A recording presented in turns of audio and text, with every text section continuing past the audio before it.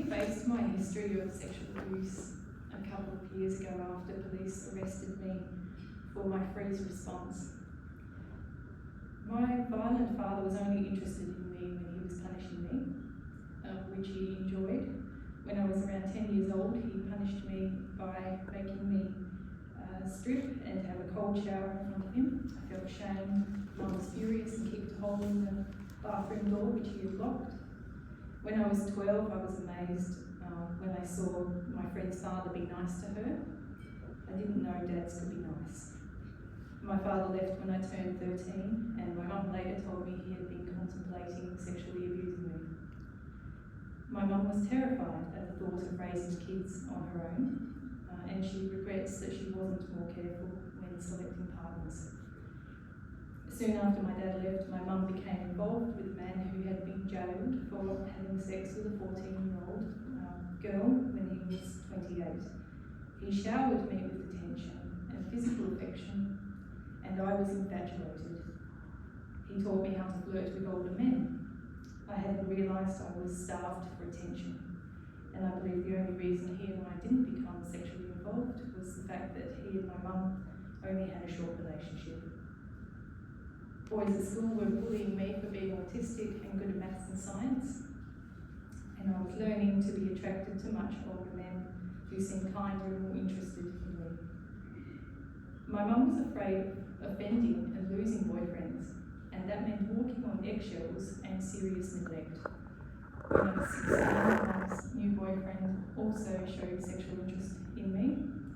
I didn't feel I deserved food, and nearly developed an eating disorder.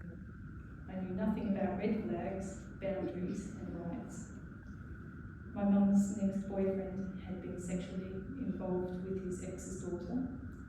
I remember watching that teenage girl, a redhead like me, angrily riding a trail bike back and forth in front of the family's campsite. It was a message. I was 17 and my mum's boyfriend was dating and grooming me. I enjoyed the attention, but he wasn't my type, and I didn't want to be messed up like that red-headed girl. He took advantage of a growing distance between me and my mum. When I was 18, he started sexually and violently abusing me against my wishes. That is where my freeze response came from. I felt I didn't have the right to be angry or to do anything defensive if someone touched me in a way I didn't like. His violence significantly harmed my entire family, including the family dog. When I was 18, my father revealed he had raised me to believe I was inferior to other people. When I was 20, I married a much older man. It was nice to be cared for after all the years of neglect, but I was too dependent. Sometimes I became rigid and started hyperventilating if he tried to touch me, and he said it reminded him of torture victims. When his mental health declined, he took advantage of the power imbalance and became violent. I fled to Tasmania and learned to be independent. I had a number of short-term relationships with men who were not always good for me. My relationship with my mum started healing as my life experience taught me to be much less judgmental of her. In 2021, my last partner assaulted me. Police arrested me and issued me with a 12-month PFO, claiming that I had blocked his exit when I stood still, frozen. The following morning, my ex agreed to a recording where he apologised for assaulting me and misinterpreting my freeze response, and he said that the police got it wrong.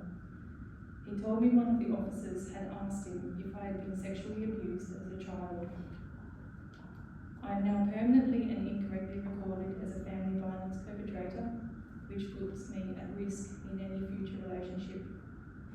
A person who is denied the right to protect their own body from harm is deprived of one of the most basic of human rights.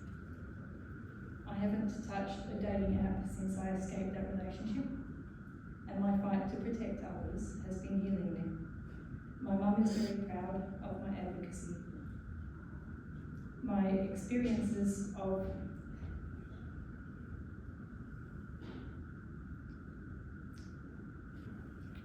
my experiences of family violence, childhood, sexual abuse, and sexual abuse experienced as an adult have all been interconnected.